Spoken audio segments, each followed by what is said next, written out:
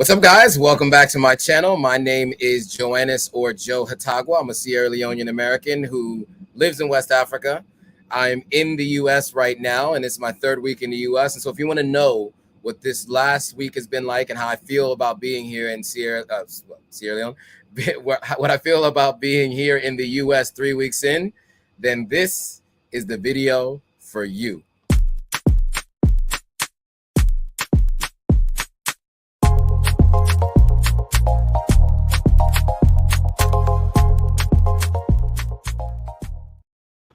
All right. We are live on Instagram, Facebook, YouTube. We're on 2 Facebook channels at the same time. Let me know if you guys can hear me. Menelik is here as always. Shout out to you. What's up? What's up, man? 99 Ambrose is here. Mr. Bounce Los Angeles is here. The Pan-Africanist Capitalist is here.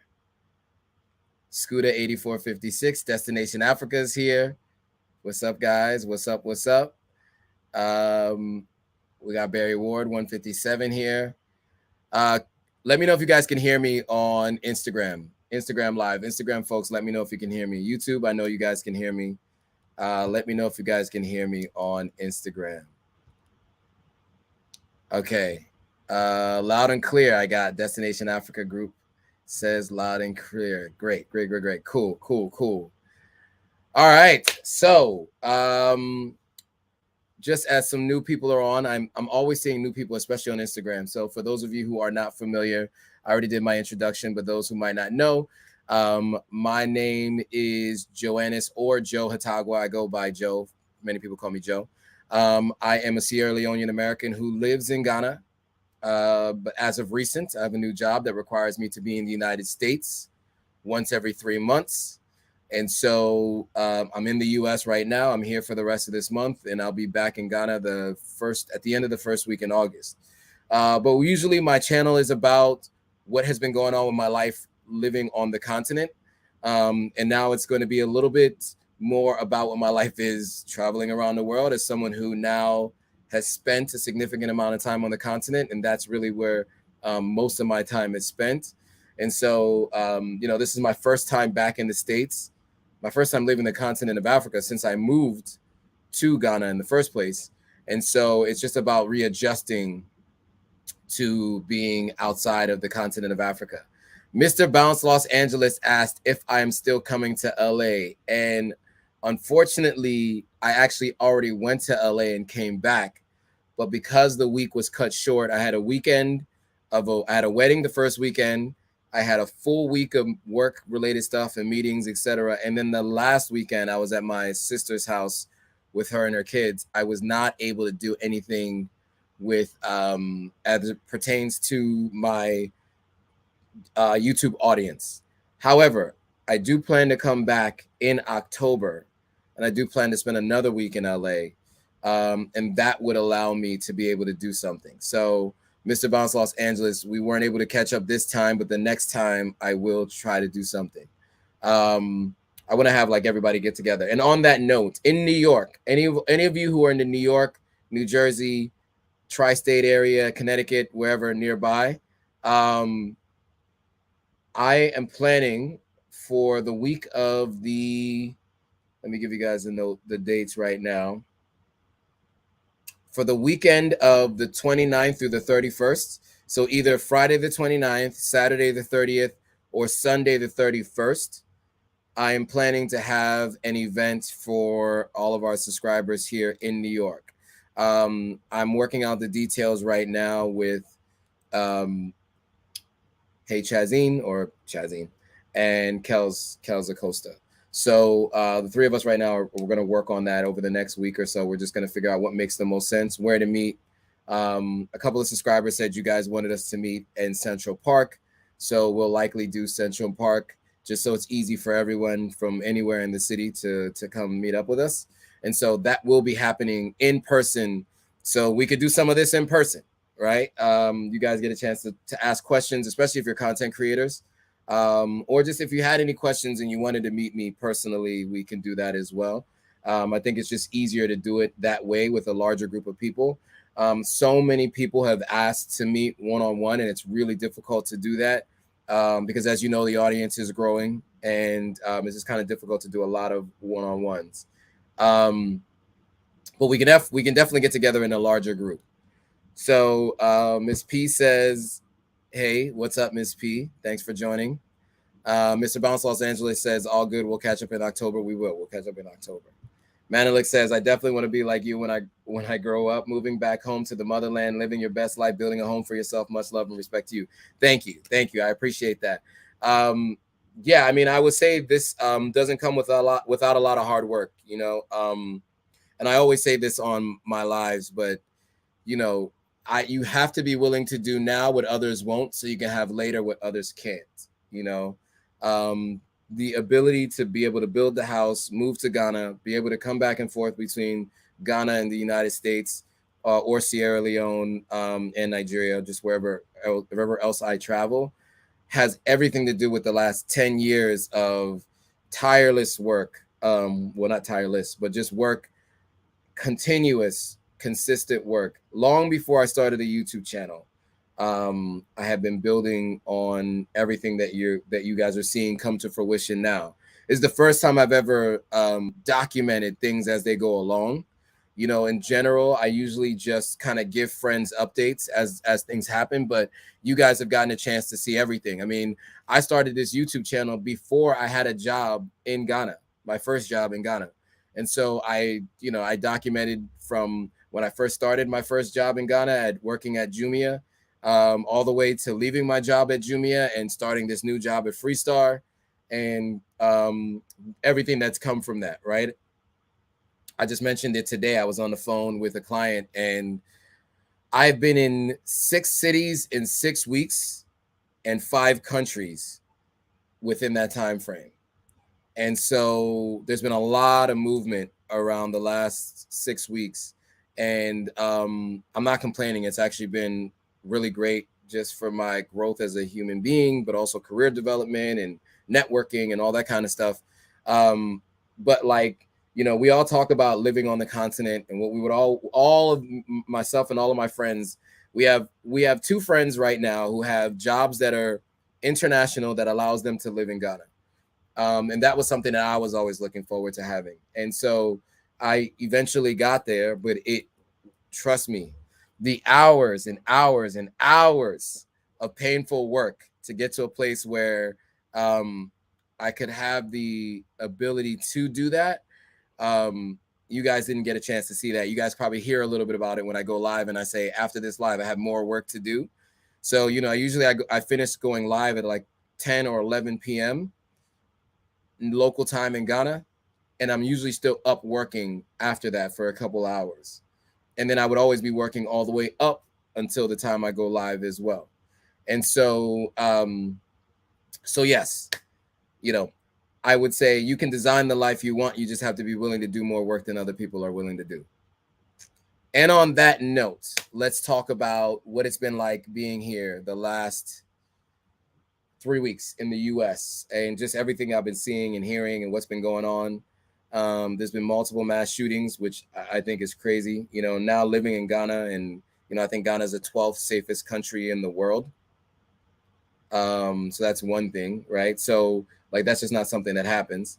And it just seems like every week I hear about a new mass shooting in the United States. And to me, I believe in sensible gun laws. I do believe that everyone has the right to carry a firearm if you are capable, but you should have to go through the process of getting a license in the same way you have to go through the process of getting a license to drive a vehicle. To me, it doesn't make sense that a person is old enough to carry a firearm, but they're not old enough to drink. That to me is just like, doesn't really make sense. It also doesn't make sense to me that you have to pass a test to be able to operate a vehicle in terms of your aptitude and your abilities to be able to be on a responsible vehicle driver, or behind the wheel of a vehicle. Yet you don't have to pass that test to operate a firearm. Now, I understand that people need firearms for protection and safety, so I'm not going to tell people that they shouldn't have those, because I get it. But I definitely think that it obviously makes sense to have similar rules if you have it for this. If you have to operate, if in order to operate a vehicle, you need these things, why wouldn't you need that for to carry a gun? And so, you know, like it's interesting because, you know, obviously I don't live every day in fear. But like I know that, you know, I had this conversation with my sister. Like there's certain places she's not willing to go where there's a lot of people for fear of that potential outcome, right? I know people who, you know, they have to think about this when they send their kids to school, right? And so just being in the United States is just something that I'm noticing, and it's unfortunate that that is a part of our everyday lives, and it just gets talked about like it's nothing, you know. Like being in Ghana, I hear about them, but it's so far away. Being here back in the States, it's like I'm reminded of these things. You know, I've taken the subway here in New York, and there was a shooting in the subway a few months ago. And so as I've been using the subway here, now I'm thinking about where's the exit, how do I get down and duck, you know, all the different things that I never really thought about before when I lived in New York and when I rode the subway. And these are just things that you have to think about now. All right. Anyway, I'm just gonna get into some of the comments and questions. So Batman Amos says, "Can I borrow some of your beard?" I don't donate my beard necessarily, but I can recommend some good beard grooming tools, though, for sure. There's a black-owned company called Bevel. Tristan Walker, he's from Queens, New York. Really smart guy. He got some really good investments, really good investors. Bevel, Bevel. Check them out for sure. I use Bevel products myself. Batman Amos says, Ghana is so beautiful. It is. It really is. Batman Amos says, in California, you have to take an 8-hour class to conceal and carry a pistol. That's smart. I like that. That makes sense. So in California, in California, you must take an 8-hour class. That's good. And Mitten Maid Mark says, I believe if you have not been trained by the military, you shouldn't be able to own a military style weapon or military style weapons. I agree with that. That makes sense. Whether you had to have been in the military is one thing, but just have military training for some. Yeah, I think that makes sense. You know, maybe some combat training. The only thing that I worry about that is there needs to be some sort of aptitude test and some kind of background check before getting that military style training, because the last thing we want is someone who has gone through that training and now is better equipped to pull off a mass shooting than they would have been had they not gone through that training, right? So if you're going to have that option, I think then you're going to have a better vetting process for those folks. So it's a good point in terms of being able to operate a military style weapon, but also there needs to be some serious vetting for the military style weapons. To me, hunting and a protective pistol is fair game, and I think it should just be a regular, like there should be levels. You know, like for a driver's license, there's a CDL license, like a commercial driver's license, and there are different types of licenses you can have. I think owning a firearm should have something very similar. Batman Amos says there is a test to get firearms, but we do need more than a background check to get. We need a mental health check. Okay. Batman Amos says, Mark, you are aware the AR-15 has never been used in the military, right? The M9 pistol is the only gun I think of that civilians can't use. Okay, so that's based on military style. So yeah, some military have used AR-15s though, right? Maybe just our military maybe doesn't use it as often, but even still, I think that the most important thing is not to argue the semantics, right? I think the most important thing is understanding that we need something in place that's better than what we have, because what we have today is not working, right? I think that's the most important thing. You know, we can argue the semantics of whether or not certain assault rifles have been used. I think that that's not really necessarily the point here. My point is just that what we have been doing is not working, and we need a better process. By the way, if you guys want to watch this on the YouTube live, I gave a link for Instagram live if you guys want to join the YouTube live. Okay. Miss P says, it's so scary living in the States. I have a fear of outdoor concerts now. This is the conversation I've had with someone about their fear about going out in public. You know, I used to have a professor, a finance professor, who, you know, we used to all think he was a really paranoid guy. He was a military veteran. He was missing these two fingers, the two middle fingers. And so like he would always put his hands up and he would, you know, it would always be like these three fingers up.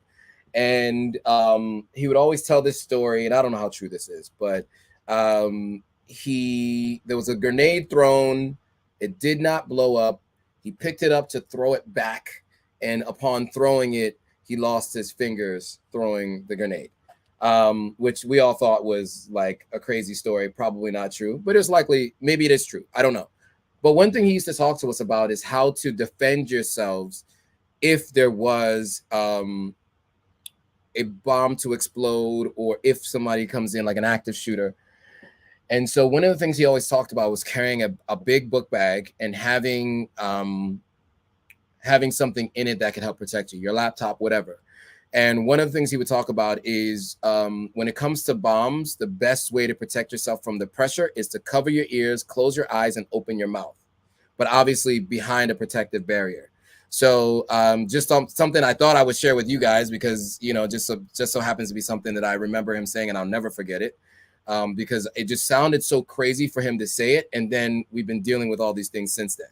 And one of the things he said to do is if in fact you see somebody throw an object that looks like potentially a bomb and you don't know what it is and you don't have time to run away, you drop to the ground, you lay behind your book bag, you put your book bag in front of you, you're laying behind your book bag in this way, you cover your ears, close your eyes, and open your mouth to stop the pressure, but you keep the book bag in front of you.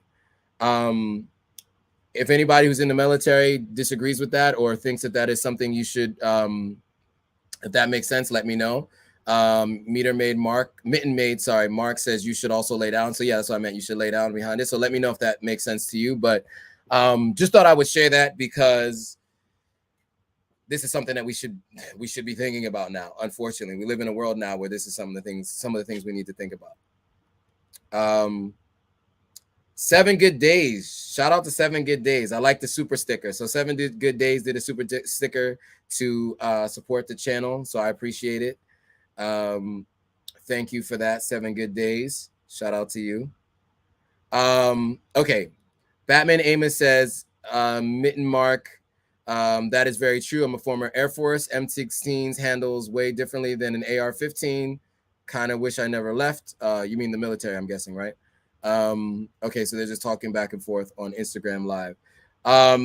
Okay, so anyway, that's one thing that I've been noticing and hearing a lot about, and that to me is just crazy, that this is the world we live in, but it is, unfortunately. I think, you know, not to get too deep into politics, right? Because I know that there are people on either side of the political spectrum, and I don't care what side of the political spectrum you're on. It really doesn't matter to me. I think what matters most is just stepping away from what your team is and just paying attention to what the situation is, right? And just coming up with solutions for these challenges. And, you know, for me, I think the issue that we have today is,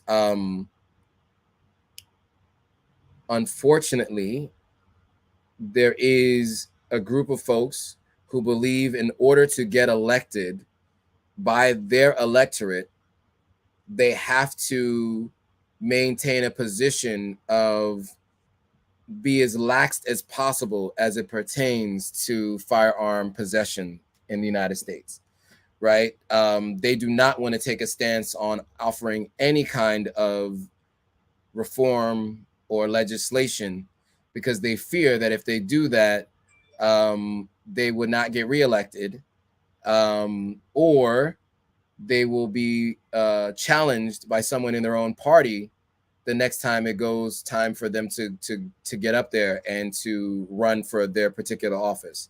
And that's people on the local level, that's people on the state level, that's people on the national level, right?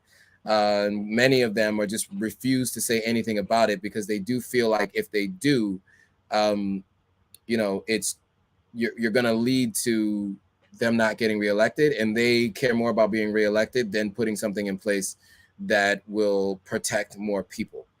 So yeah, that's the challenge we have in the United States. And the way the US looks at things is each amendment in their successive order are more important based on when it was, which amendment number it is, right? So the most important is free speech, right? That's the First Amendment to the Constitution, the right to free speech. The second one is the right to bear arms, right? So of course that is going to be something that people see as very, very important here in the United States. All right. So yeah, that is one thing I've noticed here, being here, and to me, I think that that's really unfortunate. Another thing that I've noticed is complacency, which is not specific to America. It's specific to people who have had more than 2 generations in any country. But I used to think this was only in America, and I've seen it now in other places as well. And I think this is something that is interesting that I've been having conversations about. And I think you guys should all hear it too, and let me know what you guys think about this. What I mean by complacency is this level of belief that because you are where you are, whatever country you're in, you deserve certain things. So what do I mean by that? I have now heard this in the last 5 countries I've been in by people who consider themselves natives of that country, even though they're not, but they've been there at least 3 generations. And in that, I've heard this: the government should be doing more for me to get me jobs or give me a hand up or whatever. And I believe that there should be government programs for everyone who needs them, right? But I also believe that you should be able to get off those government programs, and it shouldn't be generational. Like you and your next generation and the next generation should be on government programs, right? So, you know, that's really where I think that that's a challenge here. And so why do I bring it up? Because I've heard it a lot. I've heard too many people say to me, you know, the immigrants are taking our jobs. The immigrants keep doing this. Well, here's what I've learned about every country that I visit. Immigrants are willing to do the jobs that people who aren't immigrants are not willing to do, number one. Number two, immigrants are willing to do more research about what's available to you. That information is available to everyone, but people who have been at a country longer than 2 or 3 generations believe it should just be handed to them, and that's a really big problem, right? And I be honest with you, I was at one point one of those people, and I think that leads to complacency, and it leads to a separation between those who are native born in a particular country and those who visit that country or who are new to that country. And there's this belief system that they're taking your jobs or they're taking your programs, when really they just decided to do the research required. You know, especially in the United States, it is very difficult to get to the United States, to become a US citizen, to get a visa. Like, I don't know if any of you guys have ever done the research, but I've done the research for my ex, for instance, and it is not easy to come up with what you need to come up with to get a visa, right? The simplest is the fiance visa, which some people do, right? The marriage visa. But most people go through a very difficult task of getting the requirements to get a visa. And you go through interviews and all of that. Well, when you have to do that level of research on getting visas, it teaches you how to do more research around the programs available to you from that country. And so the people who are from that country, who are born and raised in that country, who could potentially benefit from some of the programs available to them that are available right there on those websites, they don't even go to those websites to look them up. Or if it becomes too difficult, they might bookmark it and never go back to it, right? And then just spend their days complaining. I know it might seem random, but being here, I hear so much of it from so many different people. And I think we need to get out of that mindset. And by we, I mean people of color who have been in the United States more than 1 generation. I hear a lot of divide between indigenous Black Americans or Black Americans and Africans that are coming to this country for that very reason. I had a friend that used to tell me, I remember when I used to work at the grocery store, and I remember that all these people who didn't need food stamps were coming in there on food stamps. And but what about us who needed food stamps? I'm like, well, what research did you do? Did you go to the sites that you can apply for food stamps? Did you look at the fact that like there are government grant programs available? There are grant programs available for small business owners, for businesses. There are loans available. These are all things that people who are moving to a country look up and do, versus the people who consider themselves indigenous to that country or who have been at that country for longer than 2 generations or don't do. That level of research does not exist with many of those people. And so I think it's really important that we as a people realize that and take more responsibility for where we are in life, and stop complaining about immigrants. I say this with all due respect, but like someone who's a child of 2 immigrants, who have many friends whose parents were immigrants, who have friends whose parents who barely speak English, I guarantee you it was really difficult for them as well, and to come into America and figure it out here. And I just hear too much about immigrants taking jobs and immigrants getting what Americans should be getting. I have too many friends that tell me, that have this conversation with me, because I think they forget that I'm a parent, I'm a child of 2 immigrants, right? Because I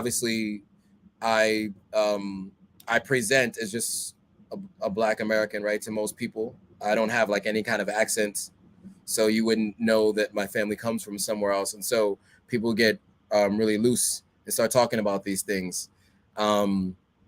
So Mitten made Mark says exactly. There used to be limits on how long you could stay on welfare. Now you have multiple generations all on government assistance. And here's the other thing too. Yes, I think the United States does a very poor job, and other countries do a very poor job of showing people how to get off of these things. I was on food stamps before. And let me see if I could find have I shown you guys my food stamp card before? Let me know in the comments if I've shown you guys my card for food stamps, because I think it might be interesting for me to show that to you guys. I carry it with me everywhere. Let me get my book bag and find it. So I carry it with me everywhere to remind me of where I was at one point in time in my life, so that it reminds me to continue to work hard. Do I have it here? Did I lose my food stamp card? I gotta have it. Yeah, I do have it. New York State Benefit Identification Card. Look at this card. Is there any identifying numbers on here that might not be? Yeah, we'll just do this. So can you guys see this on Instagram? Look at that picture. He looks like a very unhappy gentleman. So you can see it here. So that is my New York Benefit Identification Card. This was my food stamp card that I got. Does it say the date of issue? It doesn't say the date of issue, but I'm pretty sure it was around December of 2009. And I can tell you, going through this program, there was no instructions for like, okay, here's what you can do to get off. It was just kind of like, here's the card, you qualify for it, and that's it, right? I was too embarrassed to stay on it. So I did everything I could to get off of it. But there was no instructions for like, okay, here's what you need to do to get a job. And the job, the job program that they have is like, you go in, especially for the unemployment thing that we did, you go in and they make you take like a career test, and then they kind of give you a list of like kinds of industries that you could go in.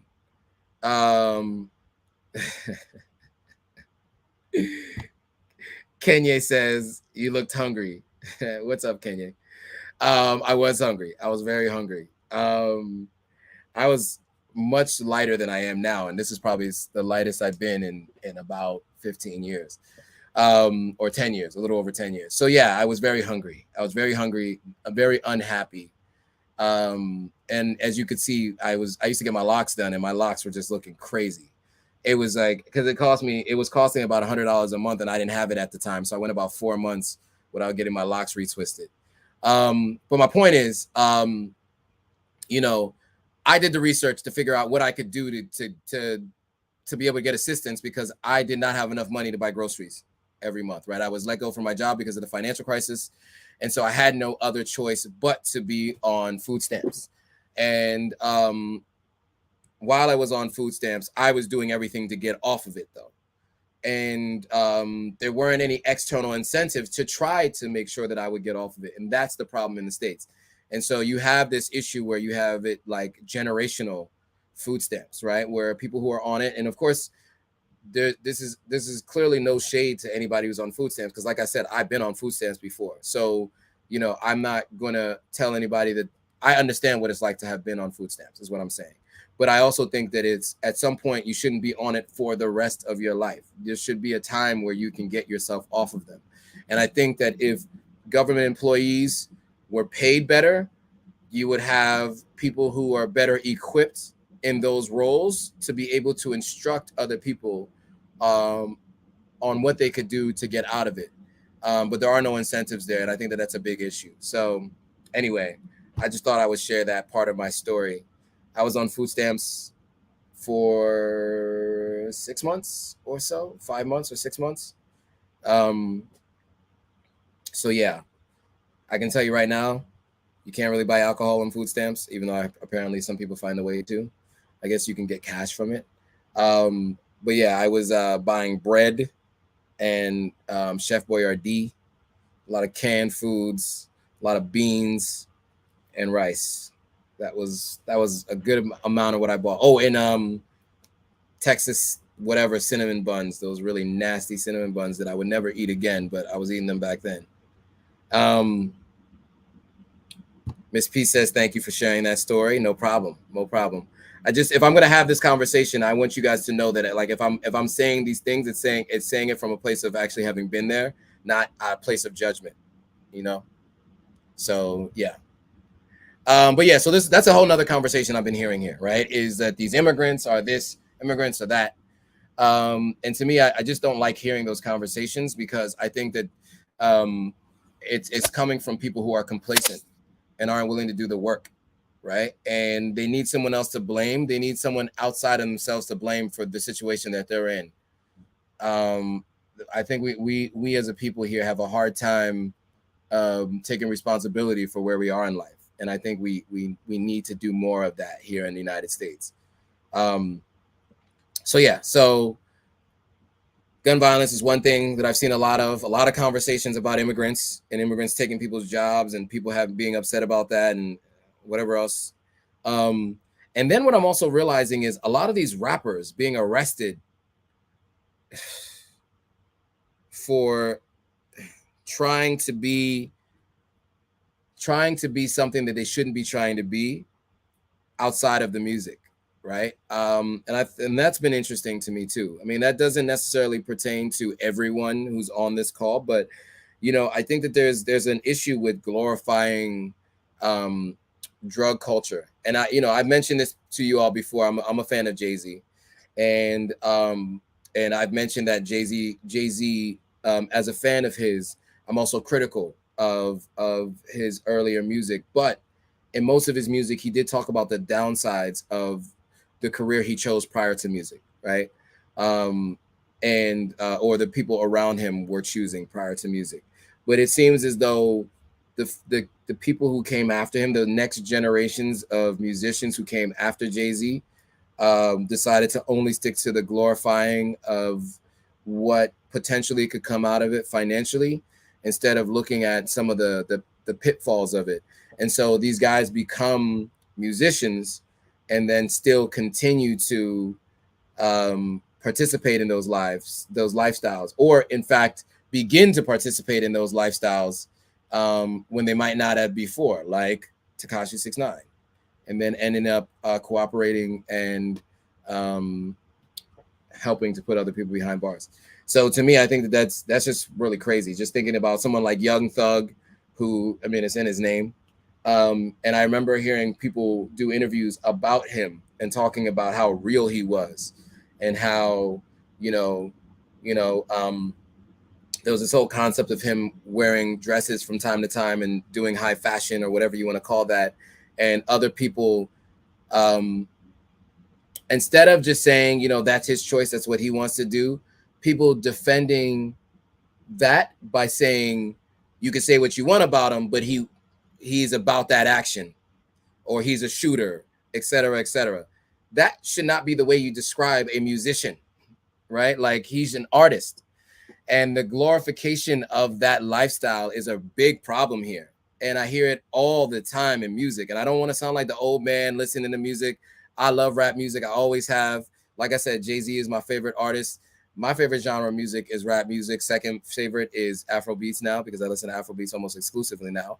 But I think that it's really important that we call this to attention, and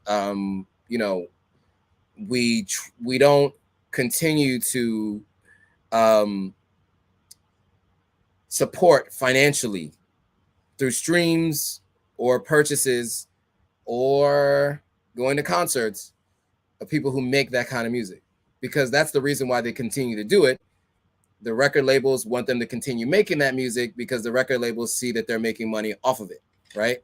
And so when an artist is turning in some music, the A&R at the record label, vice president of A&R, or the president of A&R, or their personal A&R, and the marketing team around them is going to be like, can you come back with a little bit more of, some of that music, something like what Young Thug does. That's really what people want to hear. That's really what's going to get you more streams. That's really going to, and they're only thinking about what the financial gain is for them as a record label, not necessarily what they're doing to potentially put that person in harm's way for talking about things they shouldn't be talking about, or making them feel like they need to do certain things so that their music becomes more authentic, because they don't want to be fake. They want to be able to prove that they do the things that they say in their music. And a lot of these drill music artists are doing a lot of time for the things that they are saying in their music and the things that they're doing, because they want to be able to say the things that they're saying in their music is real, right? All right, that's my rant on music. So we got music, we talked about gun violence, and we talked about complacency. I think we need to change all of that. Alexis Fowler is here. What's up, Alexis? So anyway, these are my thoughts, right? Being here in the States for the last 3 weeks, these are the kinds of conversations, these are the things that I'm hearing and seeing on the news or in discussions. And it really is just disheartening to see and to hear. And so I definitely just wanted to call those things to attention, for sure.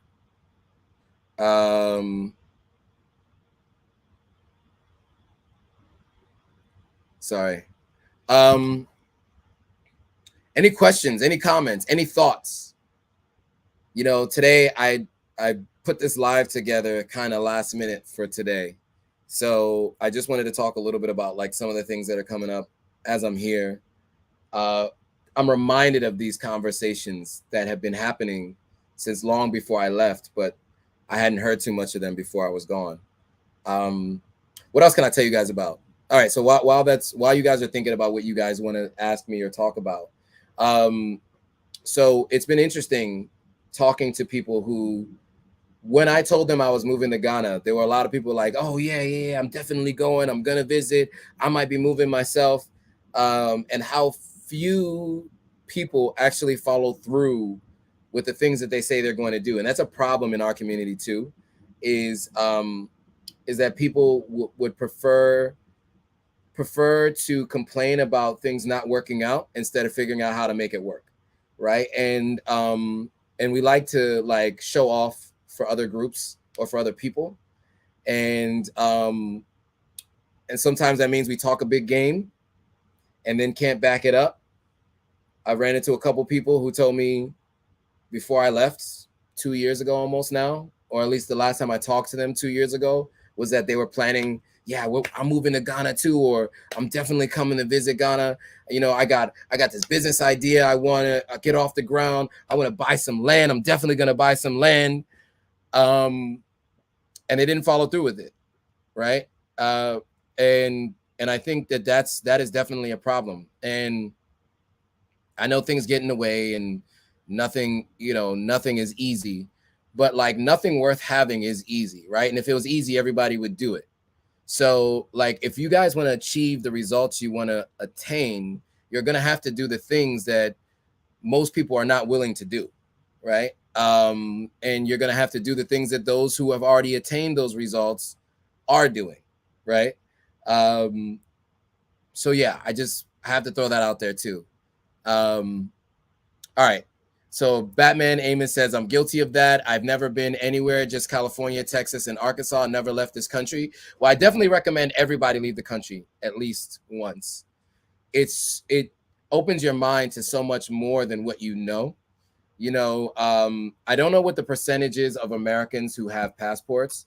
How many Americans have passports?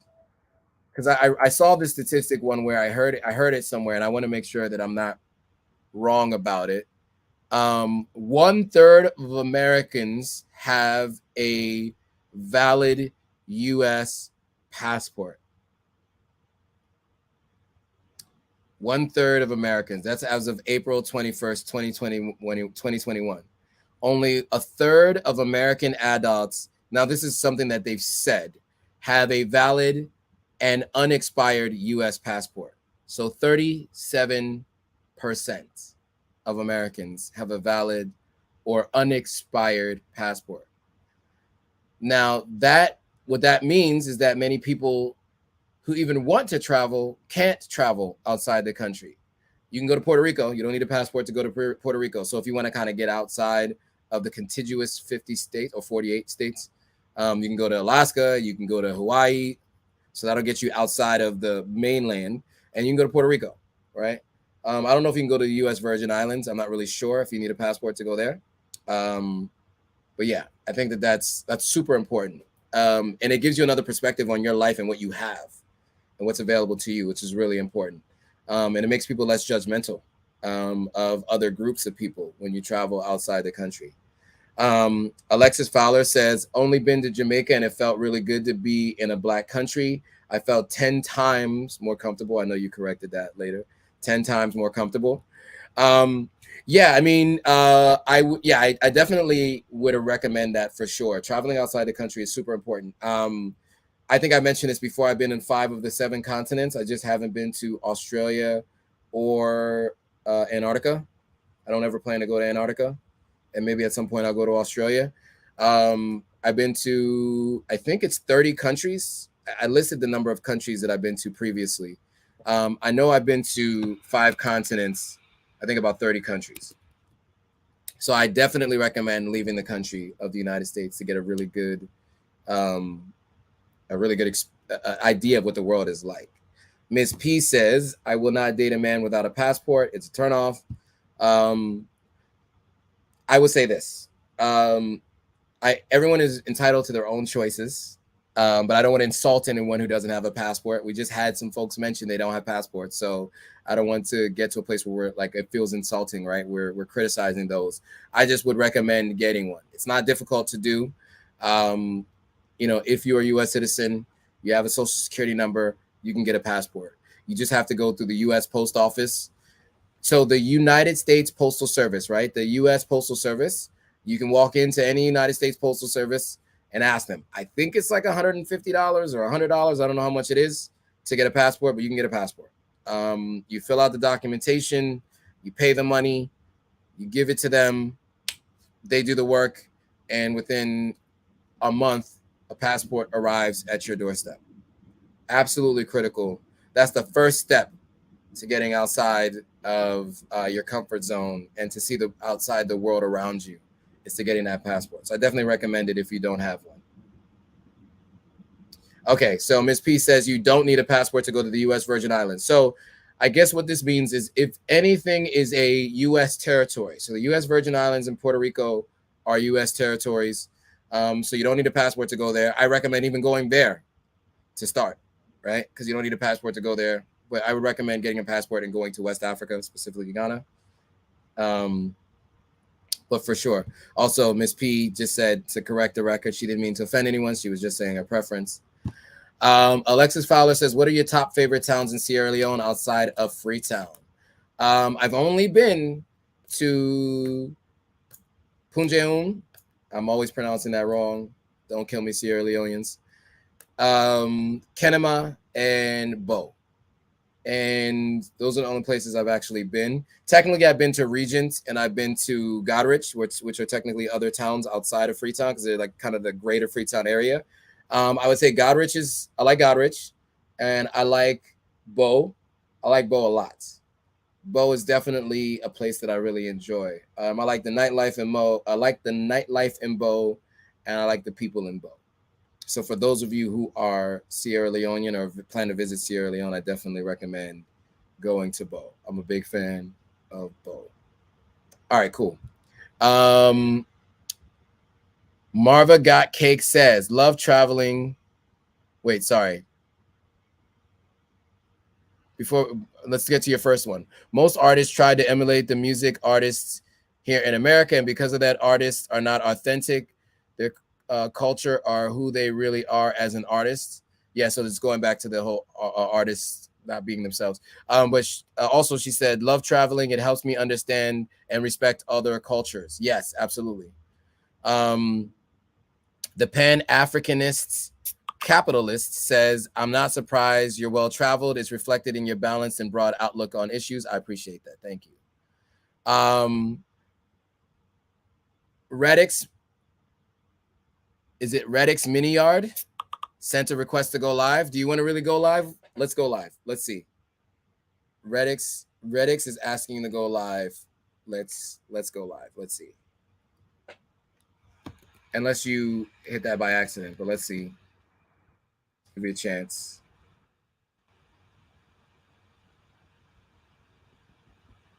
Let's try it again. Or did you not want to go live? Doesn't look like it. Let's see. Okay, never mind. By the way, if anybody wants to go live, let me know in the comments. I'll go live with you. We could talk. So back to what my favorite cities were outside of Freetown. Alexis said, I asked because I'm looking for areas that aren't busy, like here in New York City. Yeah, I mean, there are definitely places that aren't so busy. I mean, pretty much outside of Bo and Freetown, it's hard to find other towns that have that much going on. So most of the other towns are keep using the word just, don't have as much activity. So I mean, you can pick a place, but maybe I can defer to like Kenya or anybody else who's traveled more around Sierra Leone than I have. If they have thoughts on other areas that might be interesting and places to buy. But I would also recommend, if you're like looking to buy land, you buy in Bo, because it's cheaper than Freetown, but also it's the next biggest city. So at some point it will grow. Redix Mini Yard says, love watching you live. Love watching you live your dream. Thank you. I love sharing it.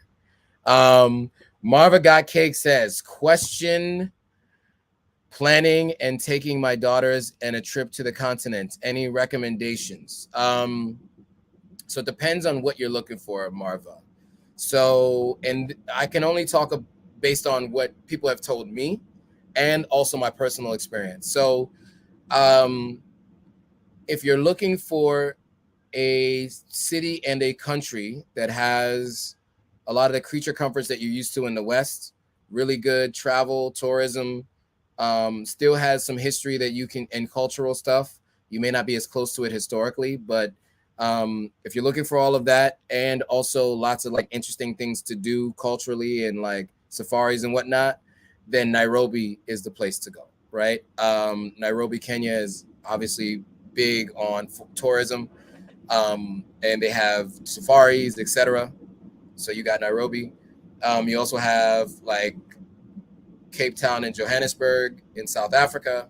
And then you also have, I think, Accra. Now, Accra was Ghana, was named by Forbes the best place to go on vacation in Africa.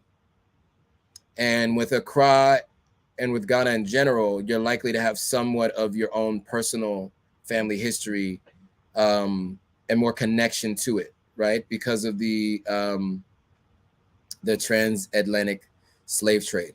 And so going to Cape Coast and going to the slave castles there and hearing the stories there and also just spending time in Accra, I think could be really interesting and fun. So, those are and also, of course, you have Egypt. If you're looking at like the history of Egyptians, obviously they're limited in their knowledge because hieroglyphs are really hard to understand and read. And how do we really even know how much they understood or they understand now? So yeah, I would say, yeah, those are the four main places. So again, Cairo, Egypt, Nairobi, Kenya, Johannesburg, or Cape Town, South Africa. Accra, Ghana is another place. If you're going for the first time, right? South Africa is known for being not one of the safest places to be. So, obviously you just need to be careful with that. Cairo, Egypt is interesting, but it doesn't feel like you're in Africa. It feels more like you're in the Middle East. It feels much more Arab than it feels African, just in case that matters to you. Nairobi, I haven't been to. Seems like the perfect combination of everything. And then Accra, Ghana, obviously is great. And you got plenty of content that can tell you what to do in Accra, Ghana. I, of course, make plenty of content about it. Now, back to the question that Alexis Fowler had about places to go in Sierra Leone. She said she heard good things about Bo. And Kenya says McKinney also. But, of course, she's a Bowtown young lady. Okay, cool. Any other questions, comments, thoughts? We're at 52 minutes, actually. 52 minutes and 16 seconds for this live. I noticed that when I sit in this chair, I turn a lot. My chair back home does not move. It's a stationary chair. So I'm just like this. But I kind of like how this thing rotates. Walkthroughs of African towns are really helpful. So I'll probably do more of that. I need to do a little bit more of like what it's like to ride around Freetown. Actually, Mariama Forbes did that. If you want to see what the streets of Freetown are like, that's something you can get. I did the streets of Victoria Island in Nigeria, so you can see that as well. So I definitely recommend that too. Namibia is a great place to go. Gambia as well. People mentioned Gambia as well. So so Gambia. So in Kolufemi, I was just trying to make sure I got your name right. In Kolufemi says Gambia, Namibia, and Senegal. Nice. All great suggestions for places to go. Menelik says, what was the process of getting the Ghana residency difficult? I think there's a word missing here. Of getting the Ghana something difficult. What are you asking about residency? Because I can give that update for sure. Ghana card. Yeah, so my residency card. I got it through my employer. So no, it wasn't difficult for me. I hear that it's just paperwork and time. They have all their information on their websites though. But when it comes to this stuff, you have to have patience because there are big piles of documents that need to be signed and reviewed. And, so once it's done, you just have to keep checking in, which sometimes means you have to keep going back in person and checking in. So I will mention that it's something that does require you just continuing to check in. But obviously, if you get it through an employer, it makes it a whole lot easier. Ms. P says, Joe, do you have any tips on what to expect when I get to the Accra airport? And by the way, the airport is in Accra, but the airport's actually called Kotaka International Airport. Um, just for clarity. Um, so, sorry, give me 1 second.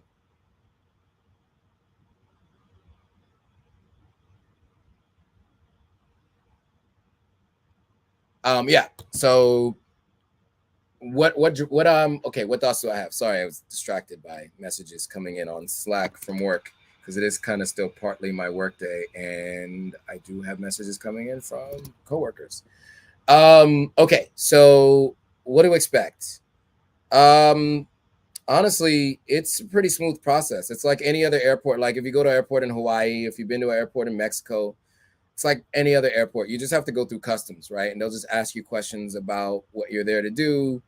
You do have to have your yellow fever vaccine. I'm pretty sure they ask you if you have your COVID vaccine. So those are some of the things you need to think about. Um, but when you get out through, okay, here's one thing I would mention. Try connecting to the Wi-Fi there so that you can get on an Uber, or just do it. You just get an international plan for an additional day or forever long. So when you land, you can call an Uber. Here's one thing you need to know: when you get an Uber, they have to park in a parking lot.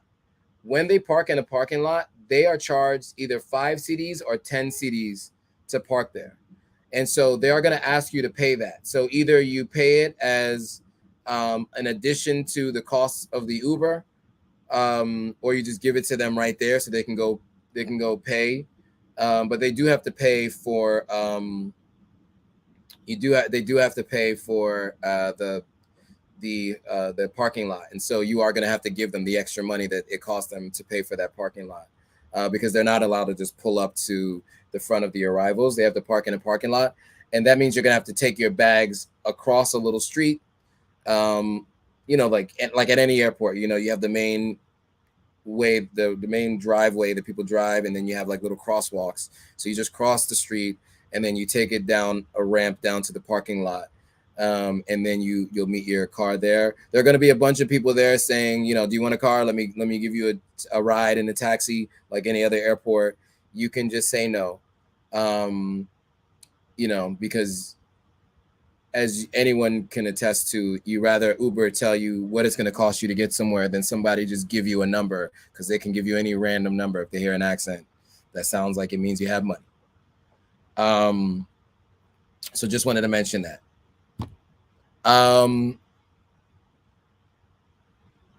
And Kolufemi says, I forgot to add the beautiful island country of Mauritius, Botswana, and the Little Miracle of Africa as well.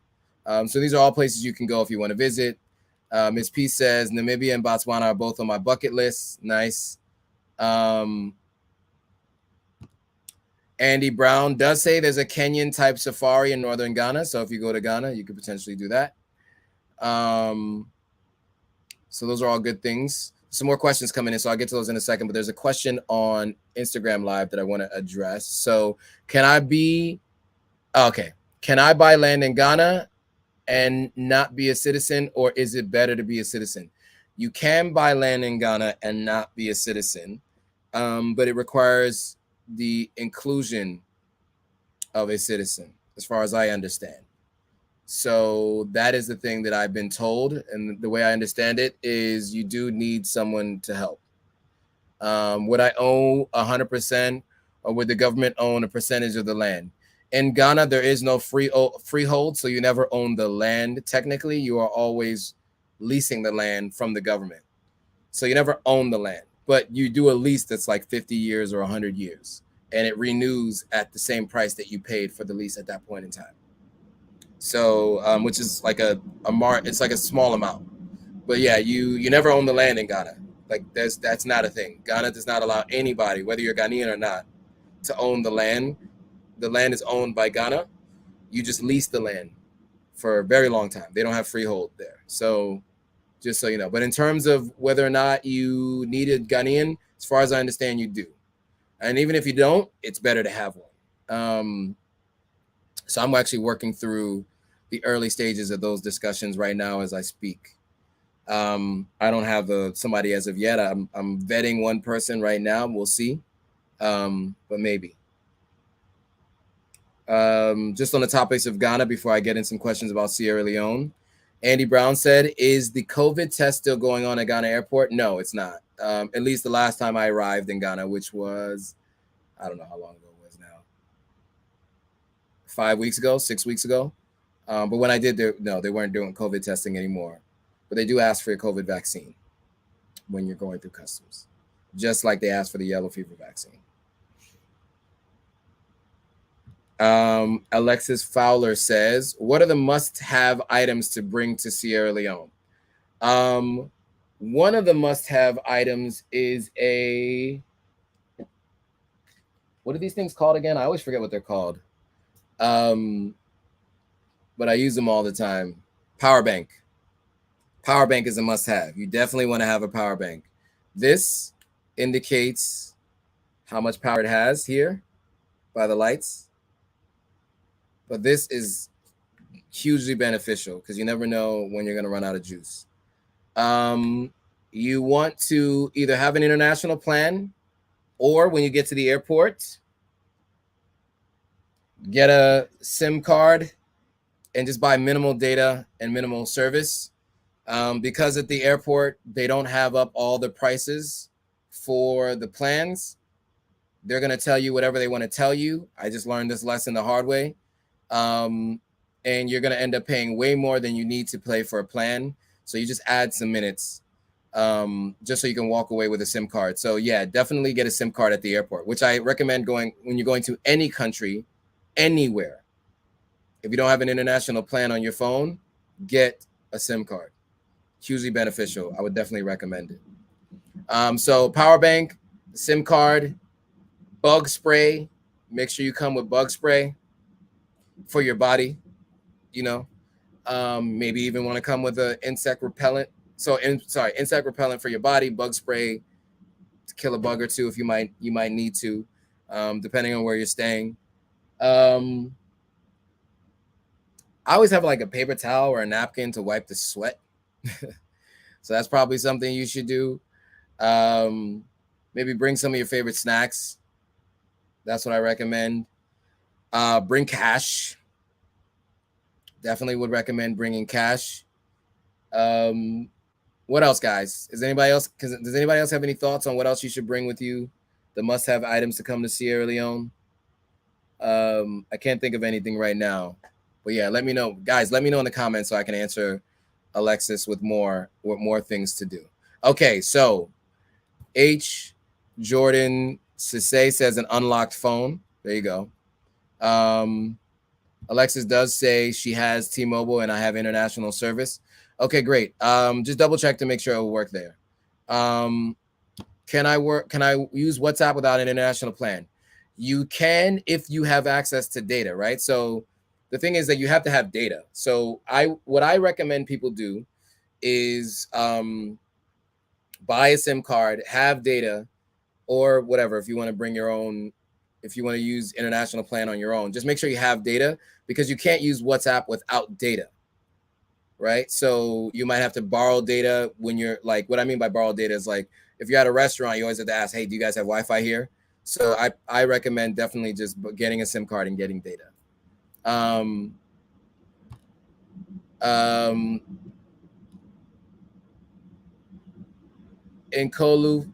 Femi says, ensure you get in touch with the American Embassy. That's definitely a good idea. You're supposed to tell the American Embassy anytime you go in another country. So somebody did say mosquito repellent. And Kolufemi says, see if you can get mobile internet access for your laptop. Alexis Fowler with T-Mobile. I have international. Oh, you already said that.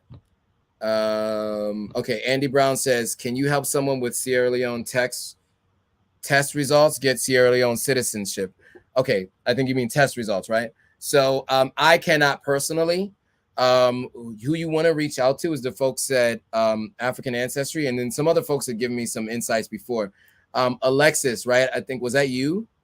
from last couple of weeks that mentioned who you could go through for U.S. citizenship in Sierra Leone. Can you guys remind us again so that I can, if we can, so we can give that information to Andy? Oh, this is a good one. Magic Jack is a good alternative. Magic Jack is a company that I used to use back in the day to be able to call internationally. It uses voice over IP, but you do have to have connection to an internet service to use Magic Jack. So, you know, it still comes down to connecting to an internet provider wherever you are to be able to use it.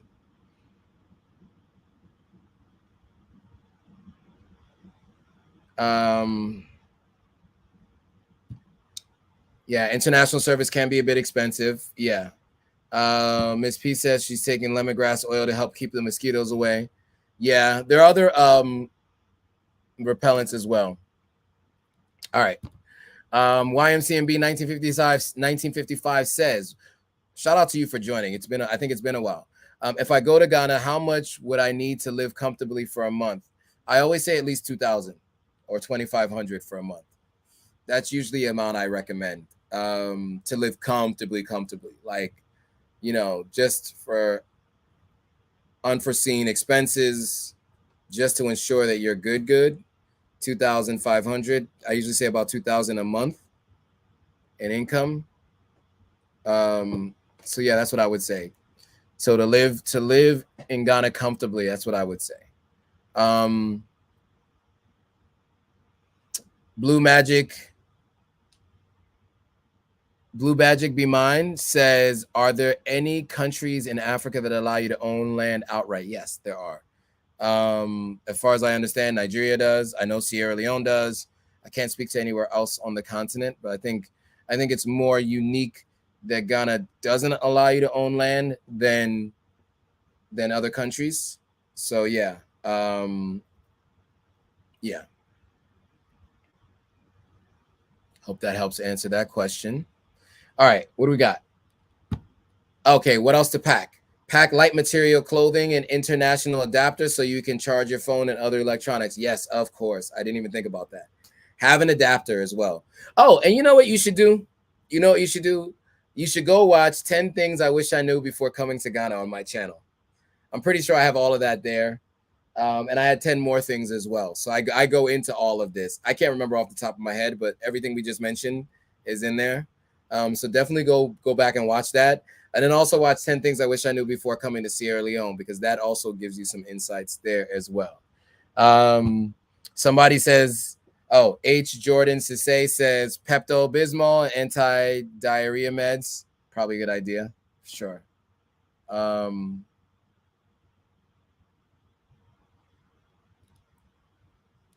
Let's see.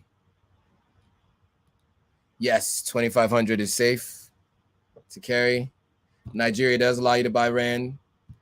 He's surprised that Ghana does not. And he said take mostly light clothing. Yes, shorts for sure.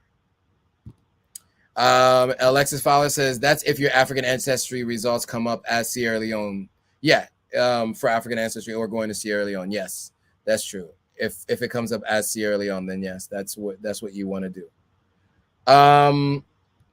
Alexis says she'll check out my videos. Great. I know you're a new subscriber, so you might not have known that. But I think if you just go to my the homepage for my channel, probably a top 5 video is going to be 10 Things I Wish I Knew Before Coming to Ghana. That'll give you everything you need to know there, and then 10 more things. And that was what I recorded that 3 weeks to being in Ghana with my friend Kels, who has a YouTube channel. So together we recorded that video together. Make sure you watch it on my channel. His channel doesn't need any more views. He has like 100,000 views on that video. Mine doesn't. So definitely watch it on my channel for sure. Ms. P says, I'll be in Ghana for 8 days. How much money would you suggest I take? That's a good question. 8 days? I mean, I would just do 2,500 divided by 4. What's that? I don't do math in public. Let's see. Let's do a calculator. 2,500 divided by 4. 2,500 divided by 4, right?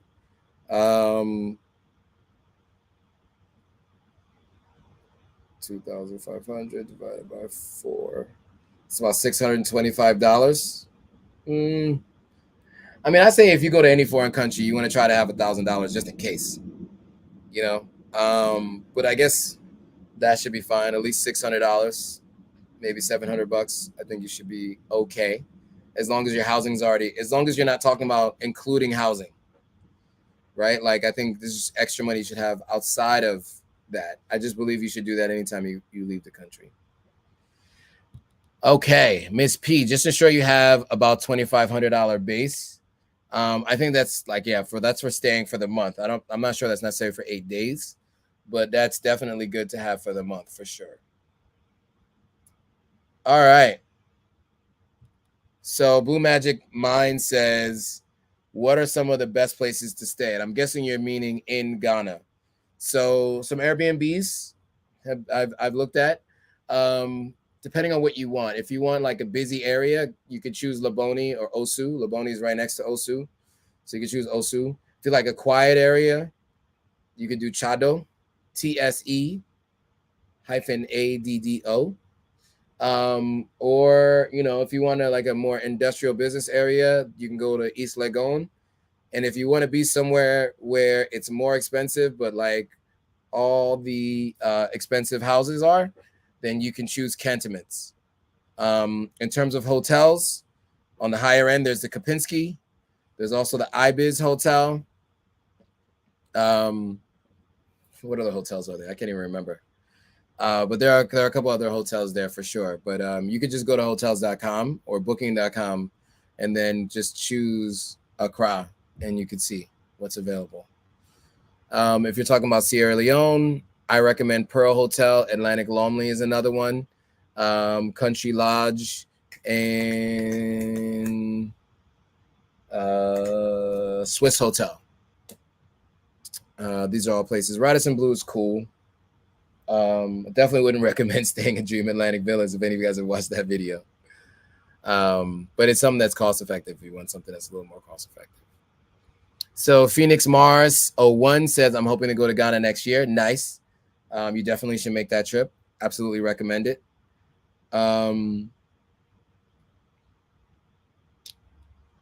Miss P says, I don't do math without a calculator. Spending money only. My hotel is already paid for. Yeah, so at least $600 or $700 for sure. Miss P, I was recently in Ghana for 8. I took 1K, sites, food, and shopping. Ended up coming back home with some money. So there you go. Yeah, Menelik was in Ghana recently. And yeah, so he took 1K. So that's probably helpful. And then Nkolufemi was helpful. Okay. The Pan-Africanist capitalist did say the hotels you recommended were all in Accra. Yes, those are all in Accra because that's the only place I know. If you want to look outside of Accra, I would say just look at what people are saying on what do you call it? Booking.com and hotels.com outside of Accra. Marvin God's Cake says, so looking forward to the trip. Nice. You should be. You should be looking forward to it. Okay.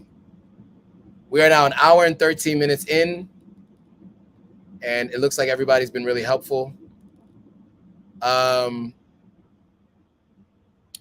Phoenix Mars says, did you already discuss money there? Bring cash, don't use ATMs. Depends on where you are.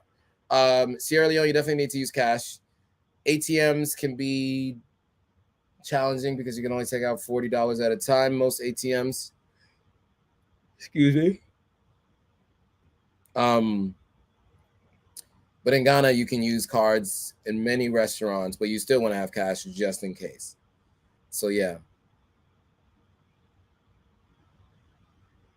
Self-catering, the signature, and the gallery, I guess, are all other places that the Pan-Africanist capitalists mentioned.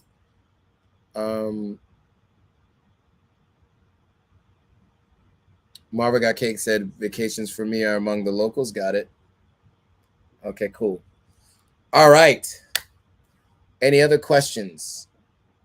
Menelik says, Joe, looking forward to working with you. Still need some assistance with anything related to your lives. I do. My nephew's helping me out right now, taking timestamps. Jaden. I still see you're on, so this is good. So Jaden, I hope you're catching all of this. So my nephew Jaden is helping right now. But for those of you, yeah. So Menelik, yeah, let's definitely connect offline. I know we've been meaning to connect, and you also got to let me know when that video is going to be done that you did. But let's definitely connect. You could tell I just need help. Phoenix Mars 01 says I refuse to use ATMs in Nigeria. Oof, that's a whole nother topic I don't want to get into. I don't want to open that can of worms. But yeah, I had a hard time using the ATMs in Nigeria for sure. And one of the things people talk about or complain about is people, stealing your card info if you use an ATM. So yeah, something to think about. Marva Got Cake says, keep doing what you do, brother. Thank you. I will. Okay, Johnny Johnson says something that doesn't necessarily make sense. So we're not gonna, or that I don't understand. Please tell me what you mean, Johnny Johnson.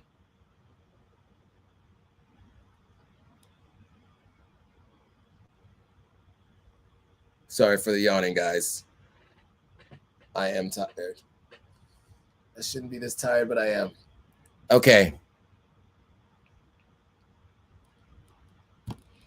Andy Brown says, can I open a mobile money account during a short visit? You can, and you should. So you just go into your, like I did it with Vodafone. I just went to the Vodafone office and set it up. So yes, you can and you should. The Pan-Africanist Capitalist says, my first live show, very appreciated. If you need any assistance or support, reach out. If I can help, I will. Show of appreciation. Thank you. I appreciate that. Thank you very much. You guys have always been really helpful, and I really appreciate all of you. So I answered your question, right, Andy, about opening a mobile money account. I definitely recommend it. All right. Any other questions, comments, concerns, ideas? Anything you want to know? I'm going back to Ghana after the first week in August. In terms of content that's coming out this week, I'm going to start doing some more tours. I have a 3-part series that I did with Maya King of Magnate Realty. She is a real estate agent that came to Ghana by way of New York and Miami. And she has some properties that we went around to look at, and I'm going to share it with you guys all. So the first of the 3 is going to be this week. Don't know when. Maybe Wednesday, maybe Thursday. I'm not really sure. But yeah, you guys just be on the lookout. You'll know when it's coming.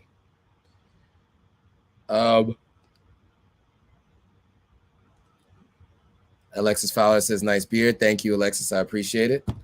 Andy Brown says, entry visa at Ghana airport. No, they don't do visa on arrival anymore at the airport in Ghana. They did that for the year of return in 2019 because I guess they figured there'll be so many people that needed to get in easily. They don't do that there. So you're going to have to, mail in your passport, as far as I understand, to the U.S. Embassy, and then they will stamp it and send it back to you for a visa. The U.S. is required to have a visa to go a lot of places for some reason, especially in West Africa. So that is what it is. So yeah. But so you will have to get your visa before you go. Okay. Wow, keep yawning.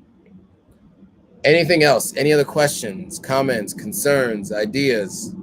This has been good. I like every time I ask that, I get like inundated with like 10 more questions to help answer. So this is good. It keeps the live lively and the good content coming. So cool.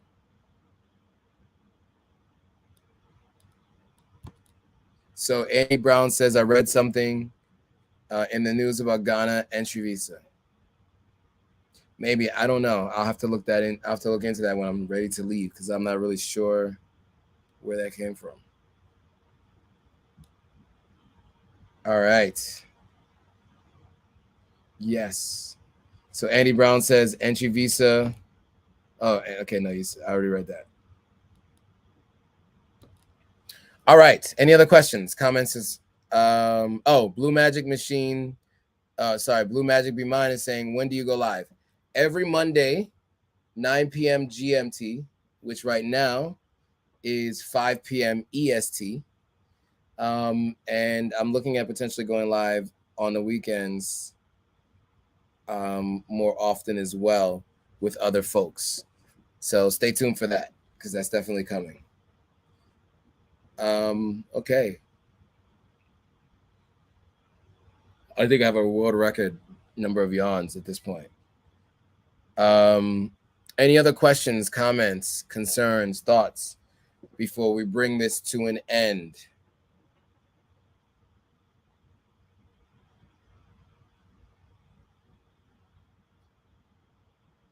All right.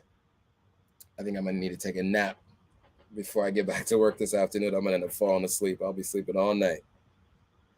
Anything else? Any questions? Any thoughts?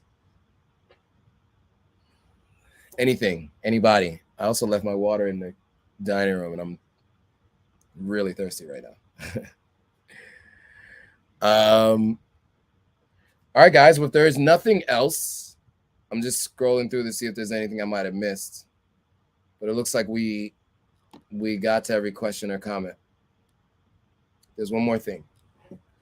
I read something. Yeah, we already talked about that. How much do you know how much airport Airbnb? Okay. Do you know how much okay, here, sorry. I'm reading it wrong. Do you know much about Airbnb in Cape Coast? I don't know much about Airbnb at Cape Coast. I've only ever stayed there for a day trip and came back. Never stayed overnight. Menelik said, I got my visa from the consulate's office in Little Rock, Arkansas. Okay, so you may be able to get it from a consulate's office in your local state, which then keeps you from having to send your passport all the way to DC and get it back.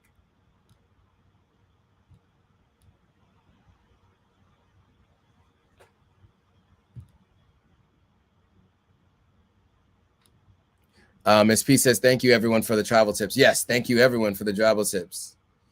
Phoenix Mara says, do I have a gym membership there? I did. I no longer have one. And by there, do you mean Ghana? Because I did, but I stopped going. It was just, I made every excuse in the book and I didn't go. So I just do workouts in my my bedroom, wherever I'm at. All right. It seems like that's about it. And I'm exhausted. So I think I need to call it a night. Guys, as always, thanks again for joining. You guys are always bringing value and helping everybody else who's joined to understand what's available to them and what they need to know. So I want to thank you guys all for participating. And with that, make sure you like, comment, subscribe, and share it with your friends.